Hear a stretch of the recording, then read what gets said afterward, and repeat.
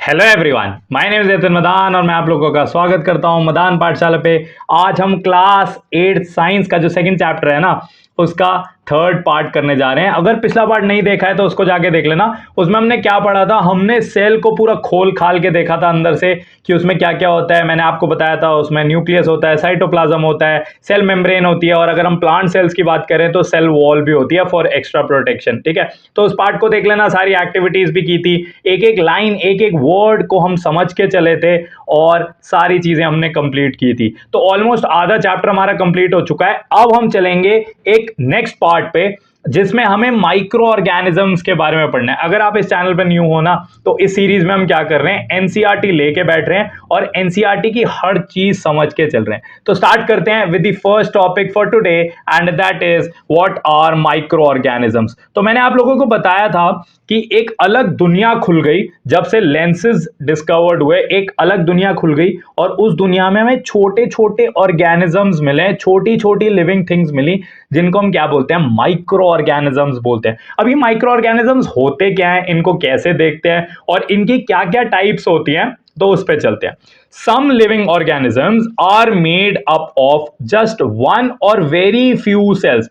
कुछ कुछ living organisms में या तो एक ही सेल होता है या थोड़े से सेल्स होते हैं, तो उनको हम क्या बोलते हैं, उनको माइक्रो ऑर्गेनिजम्स बोलते हैं। क्योंकि अगर एक सेल होगा या थोड़े से सेल्स होंगे ना, तो वो बहुत छोटे होंगे, इतने छोटे कि वो हमारी आंखों से दिख नहीं पाएंगे जब तक हम कोई माइक्रोस्कोप या फोल्डस्कोप का यूज ना करें। तो they are so small that they cannot be seen with the naked eye. ठीक है, these are called microorganisms. So microorganisms हमें नेकेड आई से नहीं दिखते और वो एक या थोड़े से सेल से बने हुए होते हैं। Some microorganisms like bacteria and amoeba are made up of just one cell. So इनको हम क्या बोलते हैं, यूनिसेलुलर। जैसे बैक्टीरिया हो गए और अमीबा हो गया, तो ये एक ही सेल के बने हुए हैं, सब काम एक ही सेल कर रहा है, सारा का सारा काम वो ही सेल कर रहा है। तो इनको हम क्या बोलते हैं, यूनिसेलुलर ऑर्गेनिजम्स। यूनि का मतलब वन और सेलुलर मतलब सेल, मतलब एक ही सेल होता है जो ऑर्गेनिजम्स में, उनको हम यूनिसेलुलर ऑर्गेनिजम्स बोलते हैं। एग्जांपल आपके पास यहां पे है बैक्टीरिया और अमीबा। ठीक है, others like some fungi and algae have many cells, तो उनको हम क्या बोलते हैं, मल्टी सेलुलर। हम भी मल्टी सेलुलर है, हमारे में भी एक से ज्यादा सेल्स हैं, बहुत सारे सेल्स हैं। जैसे मैं हूं, मेरे अंदर बहुत सारे सेल्स हैं, आपके अंदर बहुत सारे सेल्स हैं, तो हम अपने आप को क्या बोलेंगे, मल्टी सेलुलर ऑर्गेनिजम्स बोलेंगे। ठीक है, तो यूनिसेलुलर और मल्टी सेलुलर, यूनिसेलुलर में एक सेल, मल्टी सेलुलर में एक से ज्यादा सेल्स। ठीक है, एग्जांपल मल्टी सेलुलर का आप बैक्टीरिया, मल्टी सेलुलर का आप फंगाई लिख सकते हो, आप एल्गी लिख सकते हो, आप ह्यूमन बीइंग्स लिख सकते हो, एनिमल्स लिख सकते हो, प्लांट्स लिख सकते हो। तो ये सारे क्या हैं, multicellular organisms. They are found all around us. ठीक है, तो माइक्रो ऑर्गेनिजम्स को ना हम ओमनी प्रेजेंट बोलते हैं। इसका मतलब क्या होता है, वो हर जगह प्रेजेंट है, वो एयर में भी हैं, वो सॉइल में भी हैं, ठीक है, वो वाटर में भी हैं, तो वो हर जगह प्रेजेंट है। हमारी बॉडी के अंदर भी हैं, जो दूसरे एनिमल्स हैं उनकी बॉडी के अंदर भी हैं। तो माइक्रो ऑर्गेनिजम्स हमारे हर जगह प्रेजेंट होते हैं, वाटर में है, सॉइल में है, एयर में है, and even inside our body. हमारी बॉडी के अंदर भी डाइजेशन में हेल्प करते हैं माइक्रो ऑर्गेनिजम्स। ठीक है, but what do their cells look like, तो उनके सेल्स कैसे दिखते हैं, हमारे सेल्स की तरह दिखते हैं या सेल्स अलग होते हैं, तो उसके बारे में जानते हैं। Are they like the plant and animal cells we just learn about, तो हम प्लांट और एनिमल सेल्स के बारे में समझ चुके हैं, पढ़ चुके हैं। ठीक है, और नहीं अगर आपको पता है तो पिछले पार्ट को देख लेना। तो क्या माइक्रो ऑर्गेनिजम्स के जो सेल हैं वो वैसे ही होते हैं या थोड़े डिफरेंट होते हैं, और are they different? To observe the cells of microorganisms again we need to use a microscope. तो उनको देखने के लिए भी हमें माइक्रोस्कोप चाहिए होगा, बिना माइक्रोस्कोप के नहीं दिखेंगे सेल्स।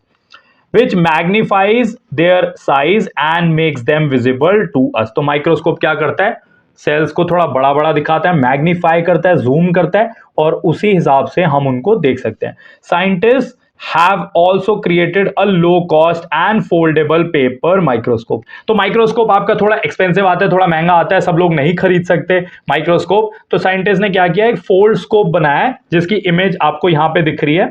ठीक है, ये वाला देखो, ये फोल्ड स्कोप है। ठीक है, ये मैंने इमेज लगाई है, बुक में आपकी इमेज नहीं है। तो ये बहुत सस्ता आता है, 500 से 1000 रुपए तक का आ जाता है, और इसको आप यूज करके माइक्रो ऑर्गेनिजम्स को देख सकते हो। देखो ये यहाँ पे एक लेंस लगा हुआ है, तो इससे आप माइक्रो ऑर्गेनिजम्स को देख सकते हो। देखो माइक्रोस्कोप जितना तो जूम करके नहीं दिखाएगा, फिर भी आपका काम चल जाएगा। माइक्रोस्कोप तो ये होता है, आपने स्कूल की लैब्स में देखा होगा, शायद कुछ लोगों के पास हो भी, तो ये माइक्रोस्कोप है। इसमें ज्यादा जूम से दिखता है, बट अगर आपको सस्ता जुगाड़ करना है तो आपका फोल्डस्कोप आपका एक सस्ता जुगाड़ है, ठीक है। और foldscopes may not provide the same level of details like high powered laboratory microscopes. However, these make microscopic world accessible to many people. तो उतना डिटेल में नहीं दिखाएगा, बट स्टिल सबके लिए एक्सेसिबल बनाएगा, मतलब कोई भी इसको खरीद सकता है और कोई भी देख सकता है जो भी क्यूरियस हो, क्योंकि ये ज्यादा महंगा नहीं आता। Let us now take a closer look at the fascinating world of microscope. ठीक है, तो हमें समझ आ गया कैसे देखना है, तो देखते हैं एक बार माइक्रोस्कोप से, देखते हैं फोल्डस्कोप से, और एक बार इस दुनिया में देखते हैं कैसे कैसे माइक्रो ऑर्गेनिजम्स हमारे पास होते हैं। तो आगे चलते हैं।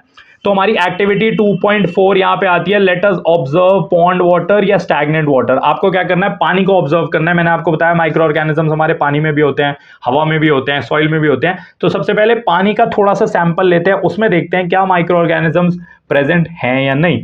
टेक अ कंटेनर, एक कंटेनर लो और उसमें थोड़ा सा पॉन्ड वाटर, अगर आपके आसपास कोई पॉन्ड है तो उसमें से पानी निकाल के ले आओ, या स्टैग्नेंट वाटर, जैसे बारिश होती है, बारिश के बाद जो पानी इकट्ठा हो जाता है वहां से थोड़ा सा पानी उठा के ले आओ with the help of your teacher और एल्डर्स। ठीक है, तो टीचर की हेल्प ले लो या खुद भी जा सकते हो, थोड़ा सा पानी कलेक्ट करके आप ला सकते हो। use a dropper and place a drop of pond or stagnant water on a microscope। ठीक है, और foldscope slide। तो पिछले पार्ट में हमने बात करी थी कि एक माइक्रोस्कोप की स्लाइड होती है, मैं आपको यहां पे भी थोड़ा सा बता देता हूं।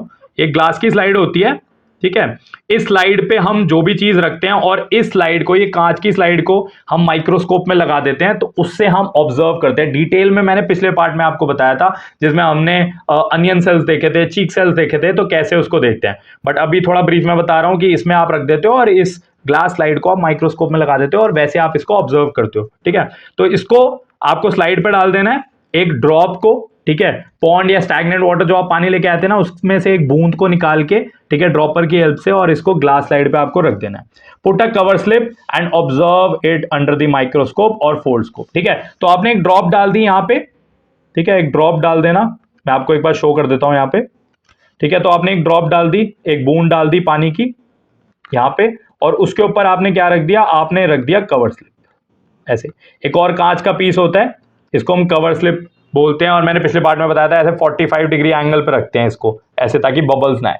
तो ये करके आपको बस इसको माइक्रोस्कोप में या फोल्डस्कोप में रख देना है। ठीक है, observe the tiny micro organisms found in pond और स्टैग्नेंट वाटर। तो आप जब माइक्रोस्कोप को एडजस्ट कर दोगे तो आपको ये व्यू दिखेगा। यहां पे देखो, आपको कुछ ऐसा दिखेगा। ये इमेज आपकी बुक में नहीं है, मैंने लगा दी है ताकि आप देख पाओ। अगर आपके पास माइक्रोस्कोप फोल्डस्कोप नहीं है तो आप देख पाओ कि कैसा दिखेगा। तो आपको ये सारे जो दिख रहे हैं ना, ये माइक्रो ऑर्गेनिजम्स दिख रहे हैं। देखो कितने सारे माइक्रो ऑर्गेनिजम्स हैं एक बूंद के अंदर। ठीक है, कुछ बबल्स भी हैं, बट ज्यादातर आपको माइक्रो ऑर्गेनिजम्स दिख रहे हैं। समझ में आ गया? तो माइक्रो ऑर्गेनिजम्स आपके पानी के अंदर भी है, पॉन्ड वाटर या स्टैग्नेंट वाटर जो है उसमें भी बहुत सारे माइक्रो ऑर्गेनिजम्स है। ठीक है, एक्टिविटी समझ आ गई। अब हम आगे चलते हैं। अब हमें सेम चीज करनी है, और अब हमें सॉइल सस्पेंशन को ऑब्जर्व करना है। तो पहले सॉइल सस्पेंशन होता क्या है, तो आपने क्या किया, सॉइल कलेक्ट की, थोड़ी सी मिट्टी कलेक्ट कर लेना कहीं से भी, ठीक है, गमले में से या कहीं से भी मिट्टी ले आना, और उसको पानी में थोड़ा सा मिक्स कर देना। जब आपकी मिट्टी नीचे बैठ जाए ना और ऊपर पानी इकट्ठा हो जाए, उस पानी में से एक बूंद लेना और उसको ऑब्जर्व करना। ठीक है, तो आपको स्टेप सारे समझा देता हूं। Take a beaker and collect some moist soil. थोड़ी गीली मिट्टी लेना ताकि उसमें माइक्रो ऑर्गेनिजम्स आपको अच्छे से मिले। In it from the near by field और गार्डन, कहीं से भी ले आना। Do not touch the soil with your bear hands, use a spoon और ग्लव्स। ठीक है, तो ग्लव्स पहन लेना, और ग्लव्स से आप मिट्टी ऐसे निकाल के ले आना, या चम्मच ले जाना और चम्मच में से थोड़ी सी मिट्टी ले आना, ज्यादा नहीं चाहिए, थोड़ी सी। pour some water into the beaker and stir it with a glass rod। ठीक है, तो आपने ये बीकर आपको दिख रहा है, आपने ये बीकर ले लिया, इसमें मिट्टी डाल दी और इसमें क्या डाल दिया, पानी डाल दिया, और उसको थोड़ा सा मिक्स कर देना। The liquid which may look dirty, तो आपको थोड़ा सा डर्टी लिक्विड दिखेगा, has very fine particles of soil and is called soil suspension. तो इसको हम सॉइल सस्पेंशन बोलते हैं। ठीक है, keep it aside for some time and let the mixture settle. तो थोड़े टाइम के लिए इसको छोड़ देना, तो क्या होगा, मिट्टी जो है वो नीचे बैठ जाएगी और पानी जो है वो ऊपर रह जाएगा। Use a dropper and take a drop of water from the top layer. ठीक है, जो पानी पानी था ना उसमें से एक ड्रॉप निकाल लेना और उसको आप माइक्रोस्कोप की स्लाइड पे डाल देना। ठीक है, वैसे ही स्लाइड पे आप डालोगे बूंद को और कवर स्लिप से उसको कवर कर दोगे। वही सारे स्टेप्स जो हमने पिछली एक्टिविटी में करे। Cover it gently with a cover slip and observe it under the microscope figure 2.8। तो ये आपको फिगर दिख रही है कि इसमें ये लड़की देख रही है माइक्रोस्कोप में वो स्लाइड को। तो आप ऐसे बूंद को इस पे डाल दोगे और ऊपर कवर स्लिप रख दोगे और इसको माइक्रोस्कोप में जब आप लगाओगे तो आपको कुछ ऐसा दिखेगा। देखो ये इमेज मैंने लगा दी है आप लोगों के लिए ताकि आपको ये पूरा एक्टिविटी जो है वो ना करनी पड़े अगर आपके पास माइक्रोस्कोप नहीं है तो। बट आई विल रिकमेंड कि आप ये एक्टिविटी करो, अगर माइक्रोस्कोप है या स्कूल में इस एक्टिविटी को करो तो आपको अच्छे से दिखेगा कि कैसे हमें इतने सारे माइक्रो ऑर्गेनिजम्स मिलते हैं सॉइल के अंदर। समझ में आ गया? एक्टिविटी 2.5 समझ आ गई। चलो अब हम आगे चलते हैं। You may observe small moving organisms similar to those you saw in activity 2.4। तो ज्यादा डिफरेंस आपको देखने को नहीं मिलेगा। 2.4 में भी आपको क्या है, छोटे छोटे माइक्रो ऑर्गेनिजम्स मिल रहे हैं। एक्टिविटी 2.5 में भी आपको छोटे छोटे माइक्रो ऑर्गेनिजम्स मिल रहे हैं। इससे पता लग रहा है कि पानी में भी माइक्रो ऑर्गेनिजम्स हैं और आपके सॉइल में भी माइक्रो ऑर्गेनिजम्स हैं। This indicates that even soil suspension contains a variety of tiny creatures that cannot be seen with the unaided eye। ठीक है, तो इससे पता लग रहा है कि दोनों में हमारे माइक्रो ऑर्गेनिजम्स हैं। The tiny creatures that cannot be seen with the naked eye are called microorganisms। Micro का मतलब होता है वेरी स्मॉल। ठीक है, जैसे माइक्रो चिप्स होती हैं। ठीक है, माइक्रो हम बहुत जगह यूज करते हैं। ठीक है, तो माइक्रो मतलब बहुत छोटा। ऑर्गेनिजम्स आपको पता है लिविंग चीजों को बोलते हैं, लिविंग बीइंग्स को हम क्या बोलते हैं, ऑर्गेनिजम्स बोलते हैं, है ना। तो लिविंग चीजें, छोटी छोटी लिविंग चीजें, ये हमारी हो गई माइक्रो ऑर्गेनिजम्स। इसको शॉर्ट में हम माइक्रोब्स बोलते हैं। ठीक है, माइक्रोब्स, माइक्रो ऑर्गेनिजम्स को हम शॉर्ट में क्या बोलते हैं, माइक्रोब्स। ठीक है, थोड़ा कूल लग रहा है माइक्रोब्स। ठीक है, तो ये इमेज मैंने आपको दिखा दी है, ये आपको दिखेगा। सॉइल को देखो, वाटर को देखो, तो आपको कुछ ऐसा ही दिखेगा। ठीक है, चलो अब नेक्स्ट एक्टिविटी पे चलते हैं। तो इस पार्ट में हमारी ज्यादा एक्टिविटीज ये हमारी थर्ड एक्टिविटी है इस पार्ट की और टोटल चैप्टर की हमारी 6th एक्टिविटी है। तो क्या है activity? A group of students studying in grade 8th performed activities 2.4 and 2.5. They also collected information from the library and internet. They recorded the data obtained after observing pond water in table 2.1 and the data obtained after observing soil suspension in table 2.2। तो कुछ students ने यही दोनों activities की। उन्होंने क्या किया, उन्होंने पानी लिया थोड़ा सा पॉन्ड में से और सॉइल सस्पेंशन में से थोड़ा सा पानी लिया, दोनों को ऑब्जर्व किया और दोनों को नोट डाउन किया। एक एक टेबल बना दिया, अभी टेबल दिखाता हूं। तो एक एक टेबल बना दिया और उसमें इंफॉर्मेशन लिखी कि ये वाला जो माइक्रो ऑर्गेनिज्म दिख रहा है इसका नाम क्या है, इसकी क्या क्या प्रॉपर्टीज होती है। उन्होंने इंटरनेट का यूज किया, उन्होंने लाइब्रेरी का यूज किया और उन्होंने वो टेबल बना दिया। बेसिकली ये टेबल आपको ये दिखाएगा कि कौन कौन से टाइप के माइक्रो ऑर्गेनिजम्स हमारे होते हैं। ठीक है, तो इसीलिए ये टेबल जो है वो काफी ज्यादा इंपॉर्टेंट है।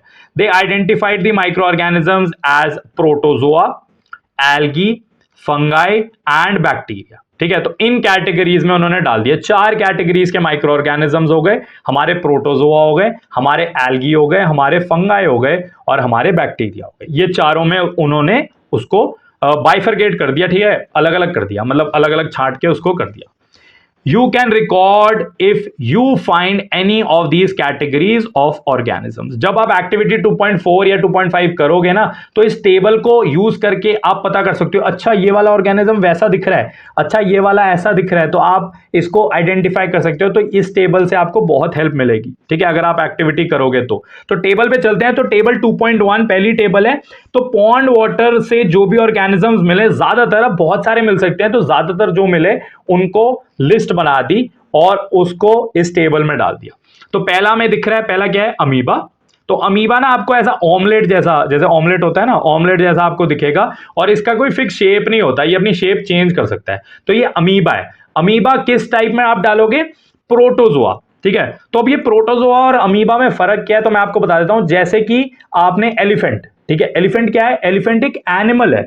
ठीक है। और ऐसे ही आप कोई भी रोज ले सकते हो। रोज क्या है? रोज एक प्लांट है, प्लांट का एक टाइप है ना रोज।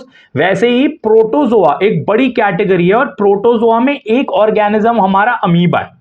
प्रोटोजोआ बहुत सारे माइक्रो ऑर्गेनिजम्स होते हैं, और उसमें से एक टाइप जो है वो हमारी अमीबा है। जैसे कि एनिमल्स बहुत सारे होते हैं, हमारे एलिफेंट हो गए, हमारे लायन हो गए, टाइगर हो गए, ठीक है, फ्रॉग हो गए। तो अलग अलग टाइप के एनिमल्स हैं, सारे ही एनिमल्स हैं, बट एक छोटी टाइप उसमें एलिफेंट है। वैसे ही प्रोटोजोआ में एक छोटा टाइप हमारा अमीबा है। समझ आ गया? तो सिंगल सेल है, एक ही सेल का बना हुआ है। अमीबा भी पहले भी बताया था, अमीबा एक सेल का बना हुआ है। मूविंग है, ये मूव कर सकता है, ठीक है, एक जगह से दूसरी जगह जा सकता है। और इरेगुलर शेप होता है, ऑमलेट जैसे शेप होता है, ये अपनी शेप को चेंज कर सकता है। समझ में आ गया? सेकंड, आपको पैरामीशियम दिखेगा, ऐसा ये चप्पल जैसा दिखता है, ठीक है, थोड़ा चप्पल जैसा इसका देखो डिजाइन है, चप्पल जैसी होती है, तो ये पैरामीशियम है। ये भी एक प्रोटोजोआ ही है, ठीक है। ये सिंगल सेल होता है, ये भी एक सेल का बना हुआ है। ये भी एक जगह से दूसरी जगह जा सकता है, ठीक है। इसमें मूवमेंट जो है ना वो स्पेशल स्ट्रक्चर्स से होती है। देखो स्पेशल स्ट्रक्चर्स कहां पे हैं? ये ना आपको बालों जैसे स्पेशल हेयर लाइक स्ट्रक्चर्स दिखेंगे, ये देखो ये वाले दिख रहे हैं, इससे ये मूव करता है, इससे ये मूव करता है। अब इसमें एक और खास चीज ये है कि इसकी जो शेप है ना ये चेंज नहीं होती है, फिक्स शेप का होता है, ये ऐसी चप्पल जैसी शेप का होता है। और अमीबा जो है वो कैसा भी चेंज हो सकता है। अमीबा आपका ऐसा आपको देखने को मिल सकता है, अमीबा आपको ऐसा देखने को मिल सकता है, ठीक है। तो ये सारे अमीबा है, बट पैरामीशियम आपको इसी शेप का, जो आपको ये डायग्राम दिख रहा है इसी शेप का आपको पैरामीशियम देखने को मिलेगा। दोनों ही प्रोटोजोआ है। अब प्रोटोजोआ क्या होते हैं? ऐसे ऑर्गेनिजम्स होते हैं जिसमें एक ही सेल होता है और हाईली एडवांस सेल होता है। मतलब हमारे वाला ही सेल होता है बट एक ही होता है। एडवांस सेल होता है, एक ही होता है, हमारे वाला जैसे या प्लांट वाला जैसे एक ही सेल होता है, लेकिन वो ही सारे काम करते हैं और वो हाईली एडवांस सेल होता है, ठीक है, जैसे हमारा हाईली एडवांस सेल है। तो इनको हम क्या बोलते हैं? इनको हम प्रोटोजोआ बोलते हैं, ठीक है। तो इसमें अमीबा हो गया, पैरामीशियम हो गया। अब नेक्स्ट कैटेगरी है एल्गी, ठीक है। तो आप देखो एल्गी, ये एक और कैटेगरी है, ठीक है। इसमें क्या है? सिंगल सेल ही है। इसमें looks green because of presence of green pigment. तो ये हरे कलर का दिखता है क्योंकि ये फोटोसिंथेसिस कर सकता है, ये अपना खाना खुद बना सकता है। जैसे प्लांट्स अपना खाना खुद बनाते हैं, तो ये भी अपना खाना खुद बना सकता है। तो इसको हमने अलग कैटेगरी में डाल दिया, एल्गी में, ठीक है। इसमें भी मूवमेंट होती है, स्पेशल स्ट्रक्चर्स होते हैं मूवमेंट के लिए। तो आपको दिख रहे हैं ये वाले स्पेशल स्ट्रक्चर जो बाल बाल से आपको दिख रहे हैं, तो इसके हेल्प से ये मूव कर सकता है, ये वाले जो आपको दिख रहे हैं ये बाल बाल से, ठीक है।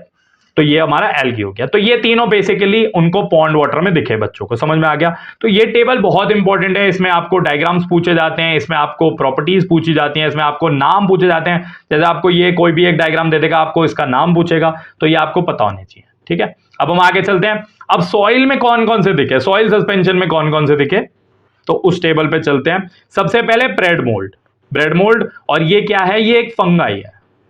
फंगाई क्या होते हैं? फंगाई ऐसे माइक्रो ऑर्गेनिजम्स होते हैं जो डेड एंड डिके मैटर पे सरवाइव करते हैं। जैसे ब्रेड सड़ जाती है ना, तो उस पे क्या हरे हरे कलर के पैचेस लग जाते हैं। जब ब्रेड सड़ जाती है, हरे हरे कलर के ऐसे कॉटन जैसे आपके पैच दिखेंगे, तो उसको हम क्या बोलते हैं? ब्रेड मोल्ड बोलते हैं, ठीक है। तो ये वो ब्रेड मोल्ड है। और इसमें क्या? Branched filament without chlorophyll having sac like structure, ठीक है। तो इसमें क्लोरोफिल नहीं है, इसमें ये अपना खाना खुद नहीं बना सकते, ये सड़े गले खाने पे सरवाइव करते हैं। फंगस, आपको पता है फंगस सड़े गले मैटर पे सरवाइव करती है, ठीक है। तो ये हमारा ब्रेड मोल्ड है। सेकंड हम चलते हैं, ये भी हमारा मोल्ड है, ये भी हमारा फंगाई है। इसका स्ट्रक्चर जो थोड़ा सा डिफरेंट है, इसमें आपको ब्रांच्ड फिलामेंट दिखेंगे without chlorophyll having brush like structure. तो इसका ब्रश जैसा स्ट्रक्चर है, ठीक है, ब्रश जैसा स्ट्रक्चर है। ये अपना खाना खुद नहीं बना सकता, और इसमें भी आपको ब्रांच फिलामेंट दिख रहे हैं। ब्रांच फिलामेंट दिख रहा है मतलब ब्रांचेस दिख रही हैं बहुत सारी, ठीक है। तो आपको यहाँ पे ब्रांचेस दिख रही हैं, मैं आपको दिखा देता हूँ, देखो ब्रांचेस, बहुत सारी ब्रांचेस यहाँ पे दिख रही हैं। और ऊपर आपको ये सैक लाइक स्ट्रक्चर्स दिख रहे थे। सैक मतलब क्या होता है? ऐसे पाउच की तरह स्ट्रक्चर्स दिख रहे थे। इन दोनों में ये डिफरेंस है। दोनों में सेम क्या है कि अपना खाना खुद नहीं बना सकते। तो फंगस अपना खाना खुद नहीं बना सकते, फंगाई यहाँ पे जो लिखा हुआ है फंगाई, ये अपना खाना खुद नहीं बना सकते, इनमें क्लोरोफिल नहीं होता। एल्गी मैं आपको बता चुका हूं, ये थोड़ी अलग एल्गी आपको देखने को मिल रही है। इसमें स्फेरिकल मतलब ऐसे बॉल जैसे स्ट्रक्चर आपको मिल रहे हैं, देखो बॉल्स दिख रही हैं बहुत सारी, इसमें क्लोरोफिल होता है। एल्गे में हमेशा क्लोरोफिल होगा, ठीक है, क्लोरोफिल हमेशा होगा। ये अपना खाना खुद बना सकते हैं, ये अपना खाना खुद बना सकते हैं। देखो ऐसे बॉल्स दिख रही हैं, ठीक है। उसके बाद नेक्स्ट कैटेगरी पे चलते हैं। नेक्स्ट कैटेगरी हमारी क्या है? नेक्स्ट कैटेगरी हमारी है बैक्टीरिया। बैक्टीरिया क्या है? बैक्टीरिया अलग अलग शेप्स के होते हैं, बहुत सारे होते हैं वैसे बैक्टीरिया। इसमें हमें स्फेरिकल मिलेंगे, गोल गोल से मिलेंगे, आपको कॉमा शेप्ड के मिलेंगे, जैसे कॉमा होता है ना इंग्लिश वाला, कॉमा मिलेंगे, स्पाइरल मिलेंगे, रॉड शेप्ड के मिलेंगे, एक लॉन्ग हेयर लाइक स्ट्रक्चर होता है and many small hair like projections around the cell. तो आपको कैसे दिखेंगे? पहले तो शेप्स आपको अलग अलग दिखेंगी, जैसे आपको गोले से दिख रहे हैं ऐसे, आपको कॉमा शेप्ड के दिखेंगे कुछ ऐसे करके, कॉमा शेप्ड के, ठीक है, ऐसे करके दिखेंगे, आपको रॉड की तरह दिखेंगे, आपको स्पाइरल दिखेंगे ऐसे करके।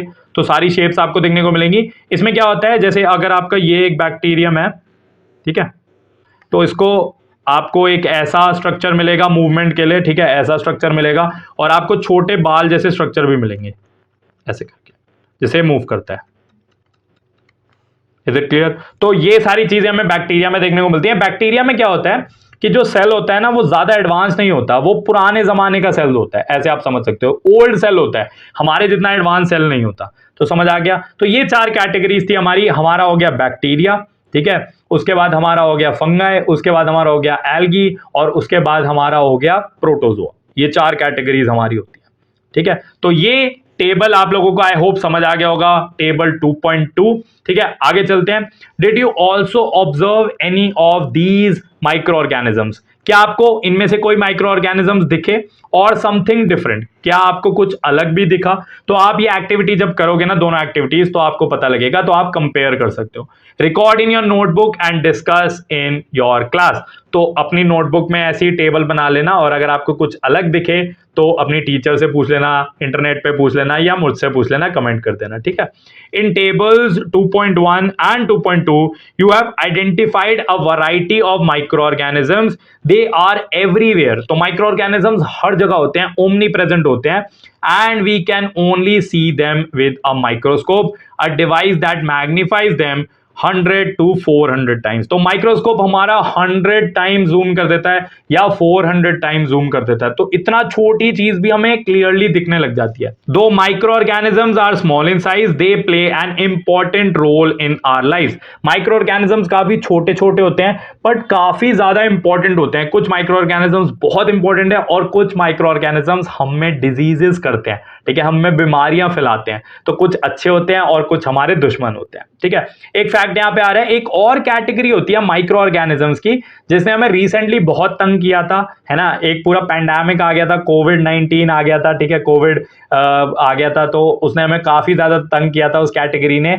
और वो अभी भी हमें तंग करती है बहुत सारे डिजीजेस से। तो उसको हम क्या बोलते हैं? वायरस बोलते हैं। Viruses are microscopic and acellular. तो माइक्रोस्कोपिक होते हैं, बहुत छोटे होते हैं, इसलिए हम इनको माइक्रो ऑर्गेनिजम्स बोल रहे हैं। बट आप बोलोगे सर इसको अलग से बॉक्स में क्यों पढ़ रहे हैं, हम उस टेबल में हमने क्यों नहीं पढ़ा, उस टेबल में हमने 4 ही क्यों पढ़े? क्योंकि इनमें कोई सेल ही नहीं होता, ये ए सेलुलर होते हैं। तो आप बोलोगे सर फिर ये लिविंग होते हैं या नॉन लिविंग होते हैं? तो ये दोनों होते हैं। जब ये बाहर मेरे हाथ पे पड़ा है, सपोज यहां पे पड़ा है वायरस, तो ये नॉन लिविंग होगा। जब ये मेरी बॉडी के अंदर चला जाएगा ना, तो मेरे बॉडी की मशीन को यूज करेगा। मेरे बॉडी की मशीन क्या है? मेरे बॉडी की मशीन है सेल। तो मेरे सेलों को यूज करेगा, ये मेरे सारे सेल्स को ये यूज करेगा, और इससे ये डिवाइड होता जाएगा और बीमारी फैलाएगा, ठीक है। और ऐसे ही कोविड में भी हुआ था, ठीक है। तो ये ए सेलुलर होते हैं, इनके पास अपना सेल नहीं होता, तभी हम इसको ए सेलुलर बोल रहे हैं। ए सेलुलर का मतलब without cell. Viruses multiply when they enter a living cell. जब ये सेल के अंदर जाता है तो ही ये डिवाइड कर पाता है, ठीक है। दे मे इन्फेक्ट प्लांट्स, प्लांट्स को इन्फेक्ट करते हैं, एनिमल्स को करते हैं, बैक्टीरियल सेल, बैक्टीरिया को भी इन्फेक्ट कर देते हैं ये। सोचो, एक माइक्रो ऑर्गेनिज्म दूसरा माइक्रो ऑर्गेनिज्म पे ही अटैक कर रहा है, and may cause a disease. तो बैक्टीरिया में भी डिजीज कर देते हैं, हमारे अंदर कर देते हैं, प्लांट्स में कर देते हैं, एनिमल्स में कर देते हैं। तो ये हमारे वायरसेस होते हैं। तो आप एक इमेज देख पा रहे हो यहाँ पे वायरस की। ऐसा नहीं है कि यही वायरस होता है, जैसे हमने कोविड-19 में भी देखा था कि ऐसा कोई वायरस होता है, ऐसे गोल सा, और उस पर ऐसे स्पाइक्स लगे हुए थे, ठीक है। आपने इमेजेस देखी होंगी कार्टून्स में बहुत सारी जगह, ठीक है, न्यूज में। तो ऐसा भी एक वायरस होता है, बहुत सारी कैटेगरीज के होते हैं। तो ये हमारी कैटेगरीज हैं। जैसे प्रोटोजोआ एक कैटेगरी है, उसमें हमारा अमीबा आता है, पैरामीशियम आता है, तो ये कैटेगरीज है। ऐसी वायरस एक कैटेगरी है, ठीक है। तो इसी के साथ हम इस पार्ट को खत्म करते हैं, और मैंने आपको माइक्रो ऑर्गेनिजम्स के बारे में बताया, और आगे चल के भी हम माइक्रो ऑर्गेनिजम्स पे बात करेंगे। हम देखेंगे प्रोटोजोआ की कौन कौन सी टाइप्स हमारे लिए हेल्पफुल होती है, कौन कौन सी हार्मफुल होती हैं, ठीक है। तो अगले पार्ट में हम देखेंगे कि माइक्रो ऑर्गेनिजम्स कैसे हमारे फ्रेंड्स होते हैं और कैसे हमारे दुश्मन होते हैं, ठीक है। तो वो सारी चीजें हम नेक्स्ट पार्ट में करेंगे। So my name is Yatin Madan, I am signing off. Video अगर अच्छा लगा तो लाइक कर देना, कमेंट कर देना कोई भी अगर डाउट हो, और चैनल को सब्सक्राइब कर देना। Bye bye and take care.